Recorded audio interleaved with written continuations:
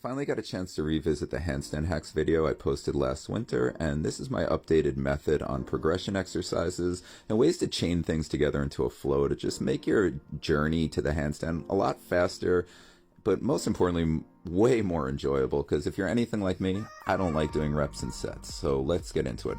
I'm going to start here by lengthening my spine and then driving it into that really deep, hollow thoracic. I'm then going to tuck my head as I lean forward onto my shoulders, pop the hips up in the air, and get up on ballet toes.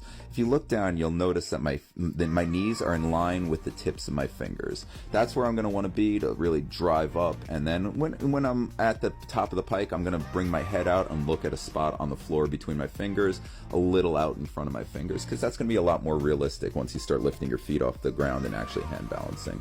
So when you see me doing anything with a tuck or bent knees, I'm always going to be bringing my heel as close to my butt as possible, pointing my toes and ankles as hard as I can. A tight tuck is just going to be a much more effective tuck. So now what you're going to see me doing here is sliding my toes along the ground in ballet toes over to the frog. I love anytime you lean forward, learning how to do that really effective balance and weight shift to slide your toes. I think it's really important for beginners. I'm going to do it again here. So I'm going to go from the planche lean, I'm going to lean into those shoulders, and I'm going to slide up into the tuck. Learn how to shift your weight. It's so good.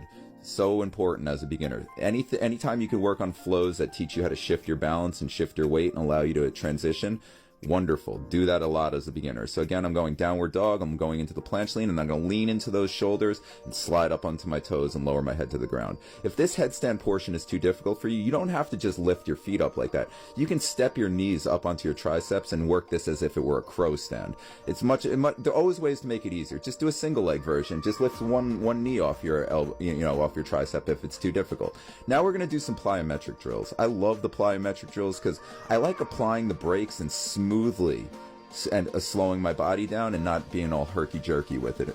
So this is great. So like slow your body down smoothly, then explode backwards. Really important when you're doing these to catch with bent elbows. So you don't want to land wrong as a beginner and then like have your knees like hyperextend your elbows. So very important, keep your elbows bent. So I'm lining up there to make sure that when I do catch my head on the ball, I want my forearms to be vertical. So you see there, that's all I'm doing. I'm just making sure that the distance when my head hits the ball, that my forearms are vertical. So now why am I using the ball? The reason is because when my head is on the ball, I want my arms not to be at a 90-degree bend. So this is just so that I understand the depth that I want to be at. So I do not want my arms at a 90-degree bend, and I don't want them in a perfect vertical line. What I want them is halfway in between, because that's going to be the easiest place for me to then press up into the handstand. It's much more difficult to get your lower body off the ground from that arm bend, but it's going to be far easier to press up into the handstand. So a lot of this video is going to be about getting the strength, the core strength, to get your lower body up in the ground, up in the air with that proper arm bend, and make the handstand and the handstand push-up much more accessible to a beginner. So now we're going to learn how to bail safely and get away from the wall and start doing freestanding handstands. And all you need to know is you only have to bail like this when your feet are going over your head, and that is the time when you cartwheel. So don't try to do this with both feet against the wall. Kick the leg over the head, lose the balance so that you're flipping over the top, and then just twist your body and do a cartwheel. If you're going to be falling belly down to the ground, all you got to do is put your feet down. So when you cartwheel, just know it's always when you lose your balance over the top. And the reality is, if you lose your balance over the top, cartwheeling is your only option. So if you start falling belly down to the ground, you can bend your elbows, you can activate your core, you can change your shape. But if your feet are falling over the top and you've lost your balance, you're going to have to cartwheel. So learn how to cartwheel safely.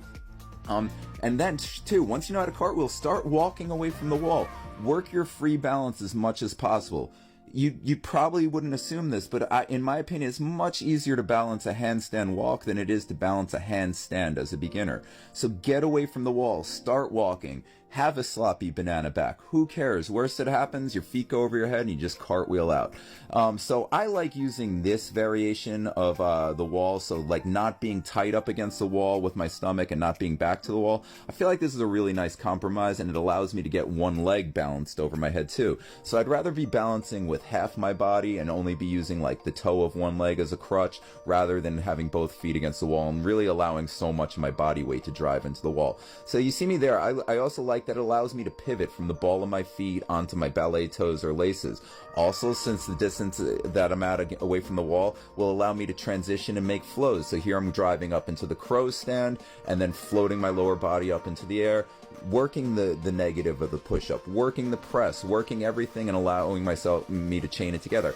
I wouldn't be able to chain it as efficiently and as effectively in any other wall position. So very important. Also, we can work flexibility here and pressing strength. Do your pike push-ups in an L sit with your feet against the wall. It's going to hit your upper back very differently, and it's going to hit the rest of your body differently. I love it. Change things up as much as possible. The more variation you could add into your training, the more you will truly understand the position and all of the shifts in gravity that it requires. That's why I love transitions and just hitting everything from every angle, because you just understand the gravity required so much more. So here I'm going to be floating down, and again, understanding the shift in gravity. I'm going to have to lean into my shoulders more. I'm going to have to activate my core more. I'm going to have to hollow my spine more as I bring my knee down.